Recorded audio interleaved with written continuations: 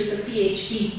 This is where you can measure the extent of the deprivation of apartheid in South Africa. And of course, if you look at the economic crimes, you look at questions of odious debt, then you begin to unravel that this is one of the greatest weaknesses of the South African Commission. In terms of the things that did happen, the state accepted the recommendation that in fact the search for the disappeared should continue. And in fact, one of the most successful units has been the work of the disappearance unit. 2 weeks ago, the disappearance unit located 2 bodies related to the case against the former Mrs. Mandela, the abduction by the Mandela Football Club. And forensic work on these 2 bodies is continuing as we speak. And in the last 5 years, their work has really, in fact, confirmed that truth-seeking, bringing and restoring dignity to families has been an incredible one. Of course, the government continues to lapse into impunity.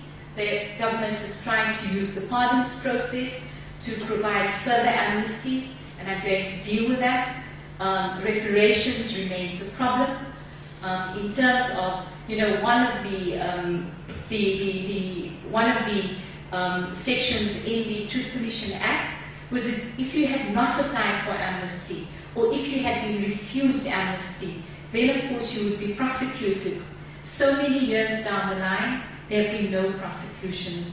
And in fact, it was only the 2 prosecutions during the life of the Commission, the prosecution of Eugene de Kock, which succeeded in a conviction, and of course the failed prosecution of the former Minister of Defense, Magnus Malan, which was unsuccessful, and you've had the plea bargain of Botha Bassan, but you've not really had successful prosecutions. And of course, the victims of apartheid took their case to the United States under the Alien Torts Claim Law and are still, in fact, waiting for the Third Circuit Court to provide a verdict. And of course, the quest for prosecutions is still going on. Now, at the time when the Truth Commission made its policy, one of the recommendations we made is that the government should, in fact, make both a cash payment, provide access to services, and in addition to that, they should look at symbolic reparations and, in fact, deal with all the other elements. The government, of course, chose to pay one lump sum of 30,000 to victims, and they confined the reparations payment to only those victims who would come before the Commission. And of course, the way in which the government did it, because of their own angle with the Commission, is something that many victims feel really damaged the process, with many of them saying, these are our rights, but the government treated us as if we are begging to be paid. The slide there shows you that in terms of satisfaction, you've had some symbolic issues recognized. You've had a change in names. You've had a museum. You have the Apartheid Museum. You have the museum in Pretoria. But in terms of rehabilitation, to date nothing has happened.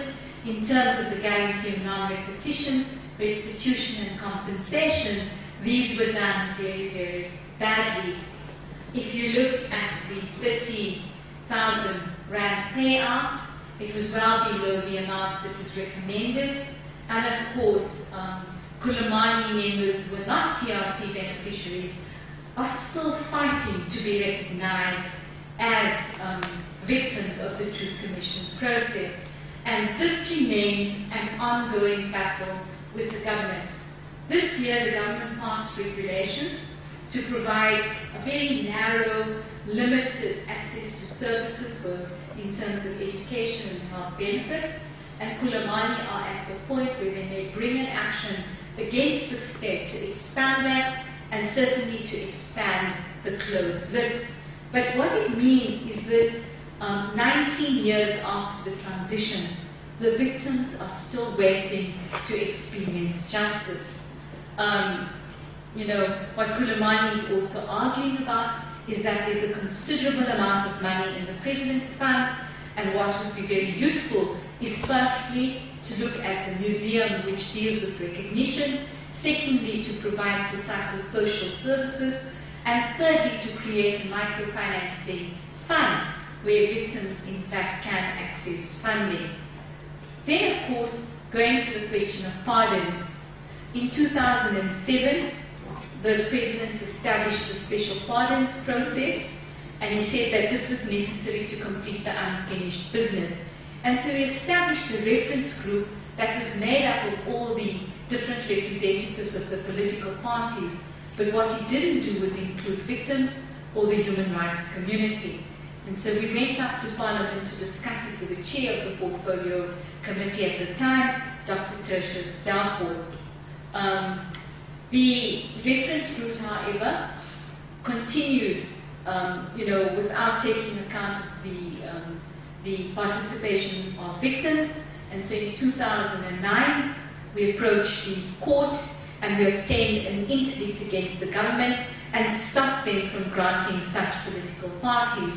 And of course, when the matter went to the Constitutional Court, the court in fact ruled that the victims had a right to be heard in the process. Now, of course, this is an ongoing matter.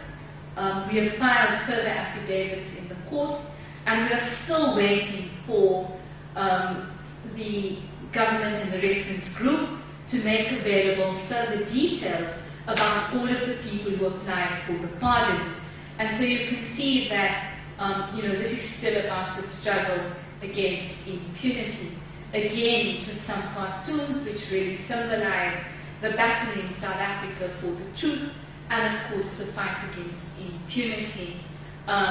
Of course, our famous former Minister of Law and Order, Adrian Plump, after he plea bargained in the court by saying nothing, he then went to all of these victims and he went to wash their feet.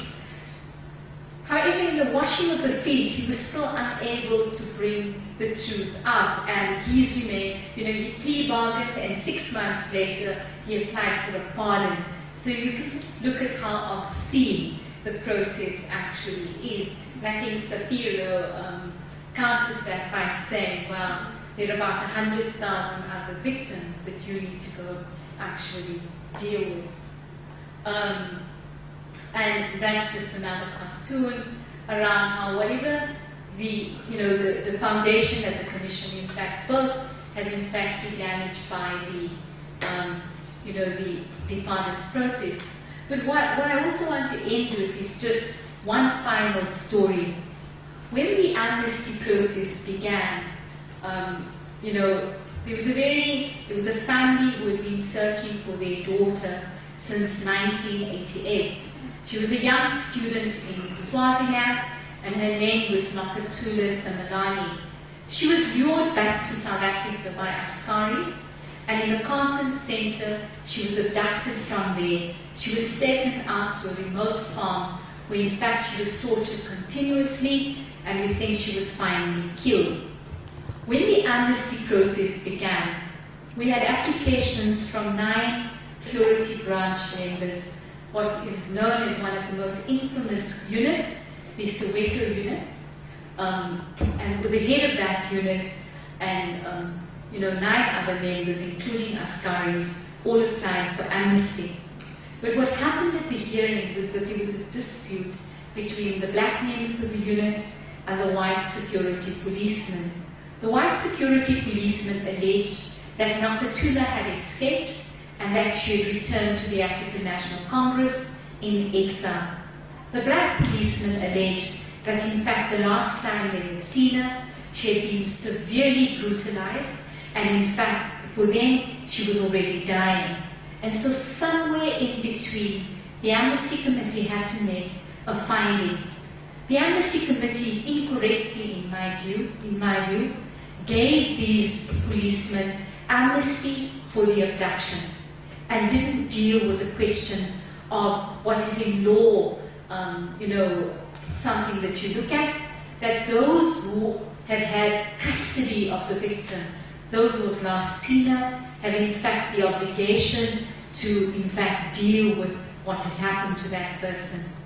Now many years later, the family came to see me, and again we reopened the docket, and we went to see the NPA. We requested that the docket be retrieved, and at some point the docket disappeared. So last year, finally, we employed our own investigator, someone who's worked on international crimes, and he has now produced a docket. And what we have discovered, in fact, is that we have a full-blown case to prosecute these policemen for murder. But we have been unable, in the last 5 years, to get the National Prosecutorial Authority, firstly, to give us proper investigators, secondly, in fact, to prosecute. And this is a symbol, really, of the struggle the victims have had in our country. We are looking for funding now. We intend to ask the NPA to give us a nolle prosequi, and in fact to mount a private prosecution. But there are many families like Makatula, many students who were with me at university here at Wits who disappeared, and whose bodies we still have to find. When I went to see the mother of one of the people where these policemen had admitted that they had tortured him and he had died on the torture table, the mother said to me, "Until you bring me a body, I cannot rest." And so the search for many of us is to find these missing bodies, to exhume them, and to bring them home. And this is really what we talk about when we talk about the unfinished business. Many people in South Africa say, you know, we need to go on, the past is over. But the past lives with us almost on a daily basis. The only people who can move on are the privileged. Those of us who benefited from the transition, those of us who are the beneficiaries of apartheid. But for the vast majority of people in South Africa, they cannot move on. And one of the reasons they can't is because of the legacy of this unfinished business around the socio-economic rights, legacy of deprivation, the structural violence which characterizes our country. I'm going to stop there, and hopefully we have some time for questions.